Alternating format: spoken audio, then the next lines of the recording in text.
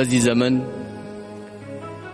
ሐላሉና ሐራሙን ሳይሆን መለየት ሰው የፈለገው እንዴት አድርጌ ቆንጆ ገንዘብ አገኛለሁ ነው እንጂ ጭንቀቱ ሐላል ነው ሐራም ነው ብሎ የሚለየው አላህን የወደዱ ወደ አላህ የተቃረቡ ወንድሞችና እህቶች እንጂ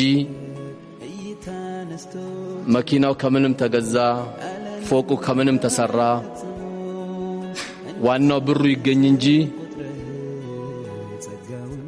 ሐላሉ ነገር ብዙም አያሳስበው። ይህ ማለት ግን ብዙን ጊዜ የዘመን ሲባል ዘመኑም እንዳይጠፋ አላህ ያደረገው ዘመኑ ላይ ምርጥ ሰዎች ስላሉ ነው። ነብዩ አለይሂ ሰላቱ ወሰለም እንደነገሩን ሰዎችን ሁሉ ጠፋ ያለ ሰው መጀመሪያ የጠፋው እሱ ነው አሉ። ሰው ሁሉ ጠፋ አይባልም። እጅግ በጣም ደግሞ የቆሸሸ የሰው ሐቅ ኪሳቸው እንዳይገባ የሚፈልጉ የሰው ላብ ገና ሳይደርቅ የሚከፍሉ አላህ በሰጣቸው ኃላፊነት ቶሎ የሚሰጡ ምርጥ ወንድሞች ምርጥ እህቶችም አሉ።